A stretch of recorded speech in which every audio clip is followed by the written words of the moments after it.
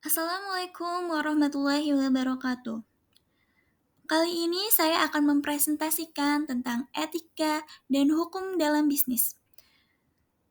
Kelompok saya kelompok 4, terdiri dari Ali Mutadin, Ardi, Amalia Hani, dan saya sendiri Jihan Nabila, Melinda, dan Arya Egi. Kepentingan pribadi. Menurut Thomas Hobbes, kepentingan pribadi mendorong orang membentuk masyarakat untuk menghindari konflik dan anarki. Orang rela membatasi kebebasan mereka demi perdamaian dan keamanan masyarakat. Bagi Hobbes adalah kesepakatan sukarela untuk menciptakan tatanan sosial yang stabil. Menurut Smith, kepentingan pribadi mendorong kerjasama ekonomi untuk menyediakan barang dan jasa secara efisien. Keuntungannya adalah bukan alat tujuan akhir pasar. Hubungan antara etika, hukum, dan bisnis. Yang pertama, etika sebagai panduan moral dapat melampaui standar hukum, karena tidak semua tindakan yang etis diatur oleh hukum. Misalnya, perusahaan mungkin memiliki kewajiban moral untuk menjaga kesejahteraan karyawan melebihi standar hukum ketenaga kerjaan. Yang kedua, hukum bertindak sebagai aturan minimum yang wajib dipatuhi. Namun, bisnis yang beretika akan berusaha melampaui aturan tersebut untuk membangun kepercayaan dan reputasi yang baik.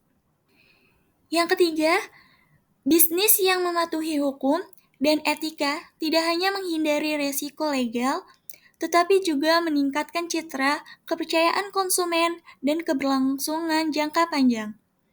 Jadi, kesimpulan, etika memberikan kerangka moral, hukum memberikan panduan formal, dan bisnis memerlukan keduanya untuk beroperasi secara bertanggung jawab. Teori-teori etika. Yang pertama ada etika deontologi. Tindakan dinilai berdasarkan kewajiban moral dan aturan yang berlaku terlepas dari hasil atau konsekuensinya. Yang kedua, ada etika utilitarianisme.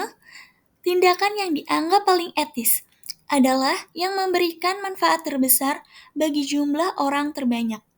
Yang ketiga, ada etika kebajikan.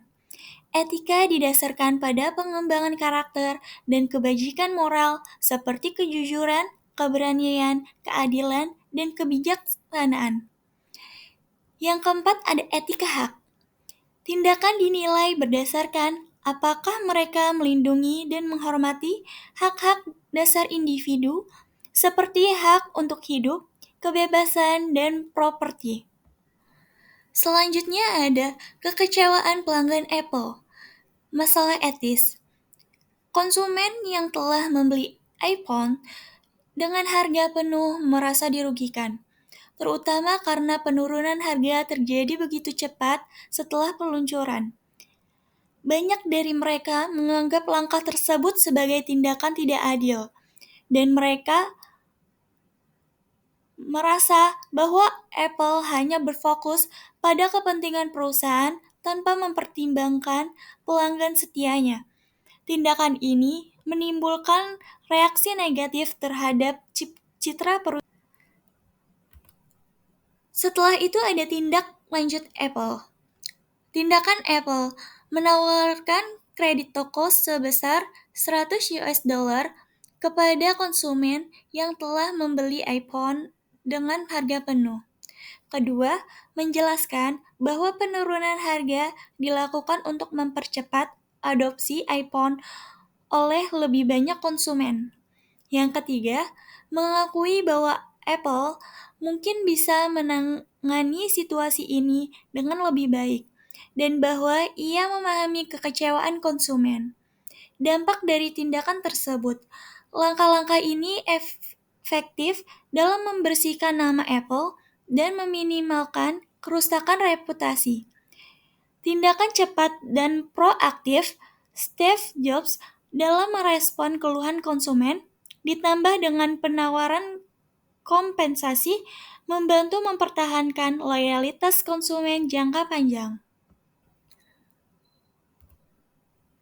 Kesimpulan dari presentasi kali ini, bisnis yang berkelanjutan memerlukan keseimbangan antara etika dan hukum. Etika memastikan bisnis bertindak secara moral dan bertanggung jawab, sementara hukum menetapkan aturan yang harus dipatuhi. Keduanya penting untuk membangun kepercayaan, menjaga integritas, dan menciptakan dampak positif bagi masyarakat. Terima kasih.